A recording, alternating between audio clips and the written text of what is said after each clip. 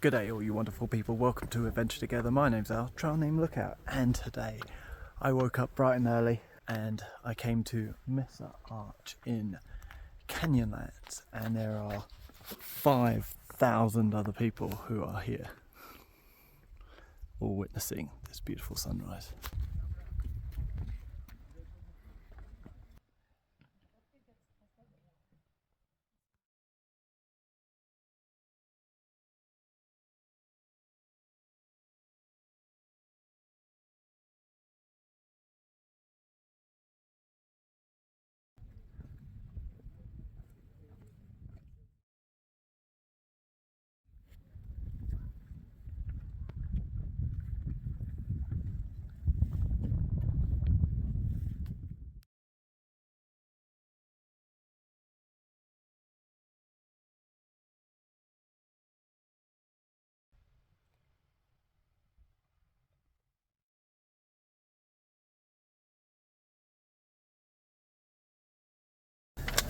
We got a attempt to show you that I've got a map.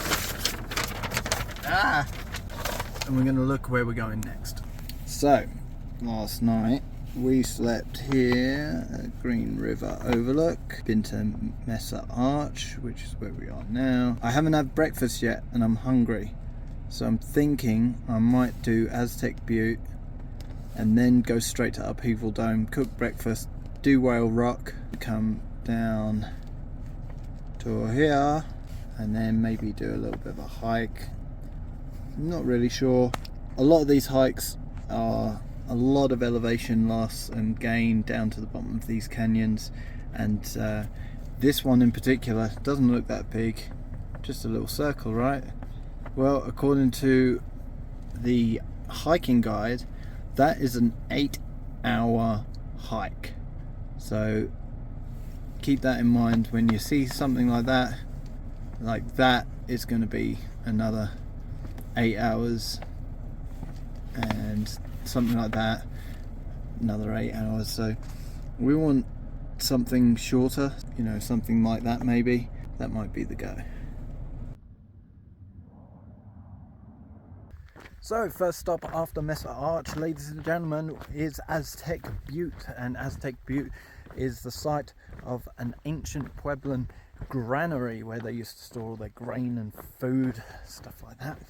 And also you can climb to the top of these buttes for beautiful views. So it says that you can do either one, but well, why not choose both? So that's what we're doing. We're not in any rush, so let's go and have a look around.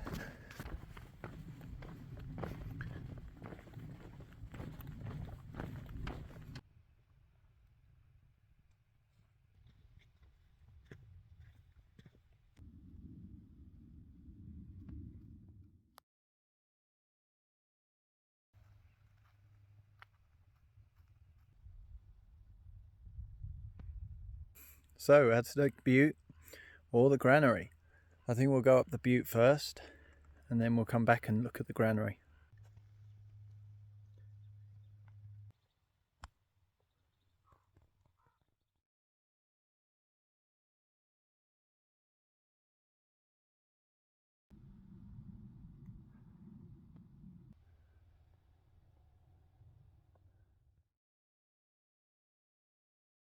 Here we are, ladies and gentlemen, on top of Aztec Butte, and you can see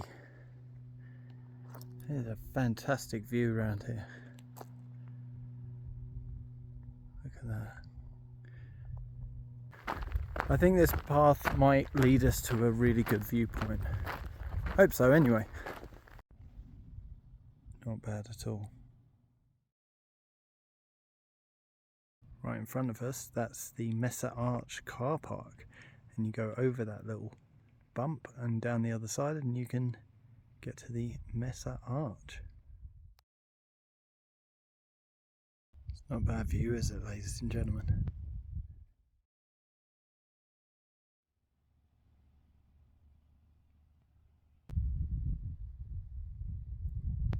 We've also got this little structure here, this Puebloan structure. We'll go and have a look and see. We're not going to go in it or touch it, but we can at least look inside.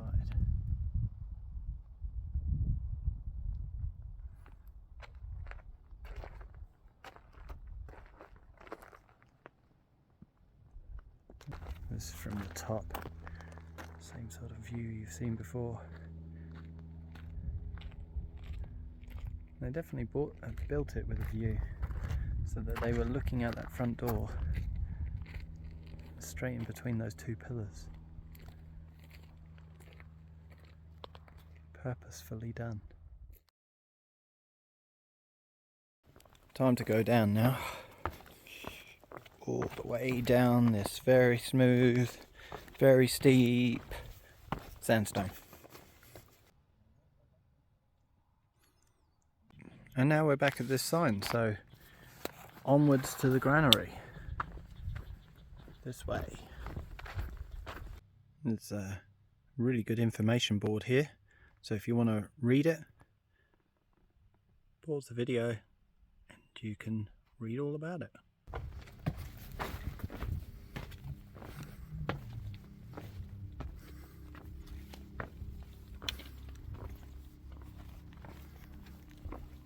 Here we go. Look at those.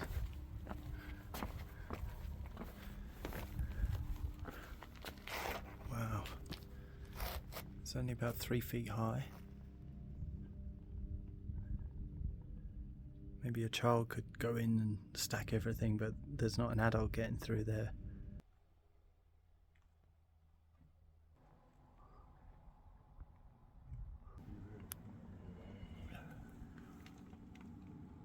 So little space under here.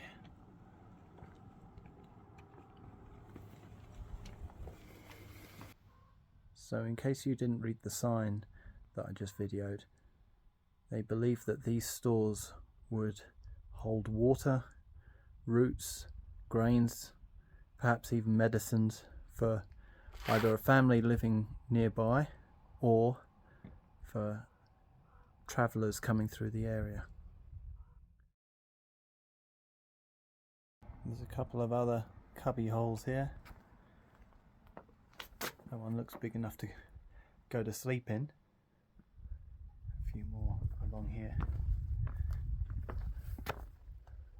But no other structures that I could see. Again, they built these places with a fantastic view.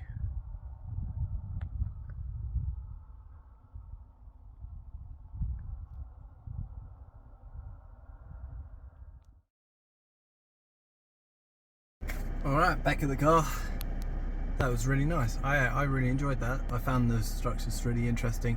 Just thinking back to how things were 1,000 years ago around here, you can imagine how hostile this area was. As the sign said, if you put yourself in this place and said you want to camp here for a season, what would you eat? Where would you get water? So now on to the next spot, Upheaval Dome. So ladies and gentlemen, this is the loop.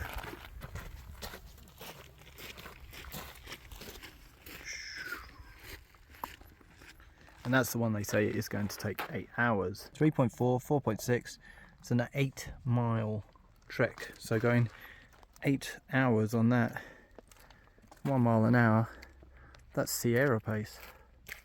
Still not going to do it though.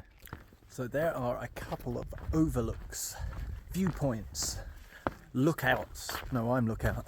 So that's where we're going to go. There's 2 and we're going to go to both because they're on the same path. 1.8 mile each way, I think they said. Should be fine. It says it's a strenuous walk, and the reason it's 8 miles for the loop and 8 hours is because they said it's a primitive loop, not much trail maintenance.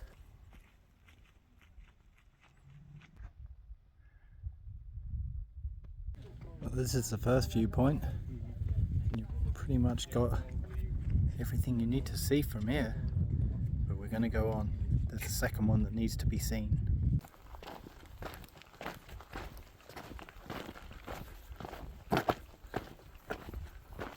That's what we're going to climb. Not too high. Looks about less than 100 feet. Easy peasy. Here we are on top. Let's go over there. Probably a better view right out at the edge. Here we go, ladies and gentlemen. Straight down. Ah! Ah! I did not stumble over the edge. Fortunately, I'm still here to record this magnificent area for you. Wow, look at that.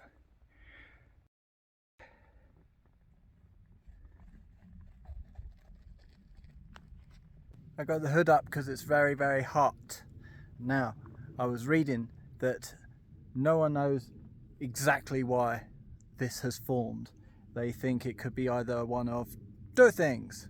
Number one is that it could be water erosion, and it's taken some of the sandstone and the water has got in between the cracks, frozen, wedged it open, and those rocks that have been wedged apart have tumbled into the canyon and become debris down the bottom there. And then what's left, that white stuff, is harder stuff that has not been eroded as much. Or they think it could be a meteorite impact that hit it. Instead of coming in at an angle like most meteorites, this one apparently could have come straight down and sort of blown the place apart. And again, the softer rock has eroded away over time and left all the harder, whiter stuff. Or it could be aliens. Personally, I think it's water erosion. I don't think a meteorite did this.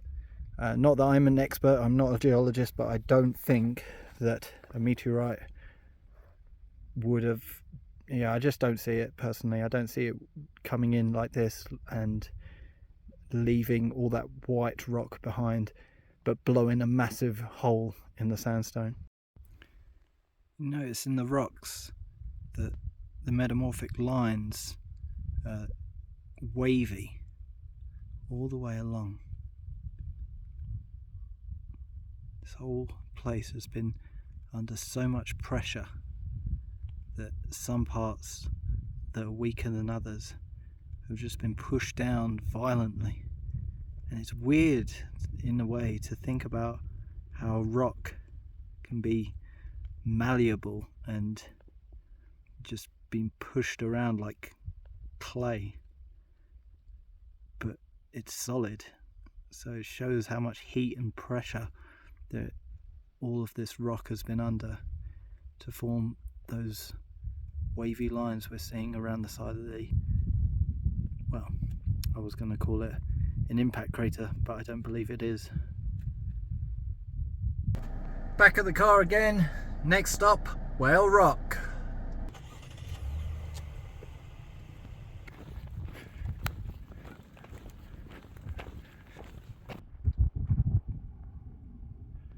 Look how knotted and spiraled that tree is. This cactus is a red cactus. That's pretty cool. You can see as the cliffs come around, they circle round all the way back to here.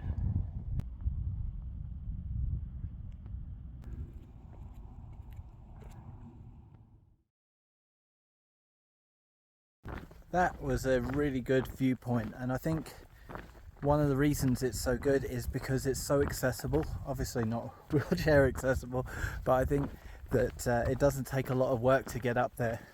So there were quite a few people up there, or coming up or coming down as passing me, and they were of all ages and skill levels.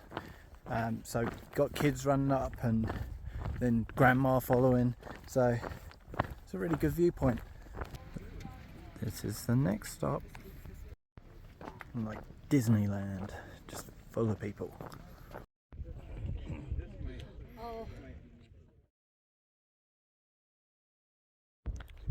So these towers that exist here haven't come about per chance.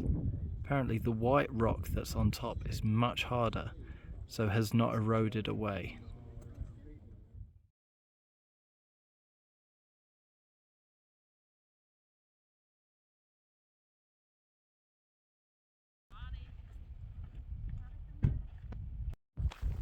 Ladies and gentlemen, our next stop is called the Orange Cliffs Overlook, and let's have a look over the Orange Cliffs.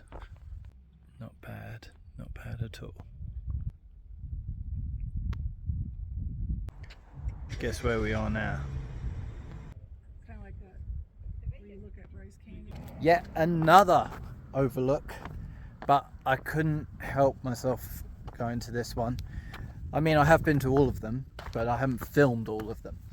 This one I couldn't pass up though. I think this one looks really pretty, or at least it looked pretty from the road. How's that, ladies and gentlemen?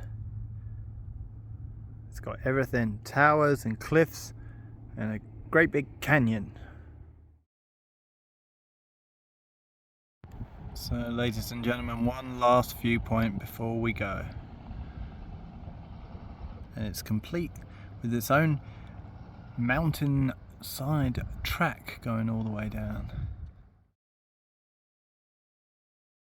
Well, ladies and gentlemen, I have left Canyonlands National Park and I'm just driving back down towards Moab, try and find a place to camp, and also a place that has cell service so that I can reserve a pass for tomorrow. You can only reserve for the next day, and they release it at 6 p.m, so just waiting around for that.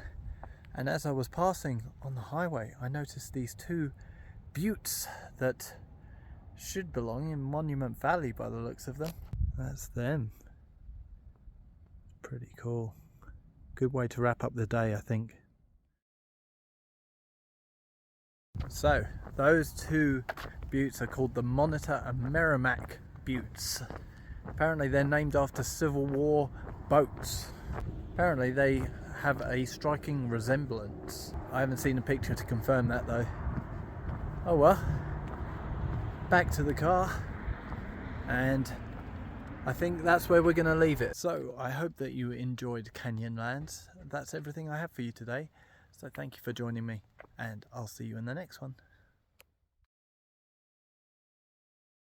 Those two buttes are called the Monitor and Merrimack buttes. Apparently they're named after Civil War boats. In addition, a lot of you have been hearing the affiliates complaining about a lack of diversity on the news team. What in the hell's diversity? Well, I could be wrong, but I believe diversity is an old wooden ship that was used during the Civil War era. Ron, I would be surprised if the affiliates were concerned about the lack of an old wooden ship, but nice try.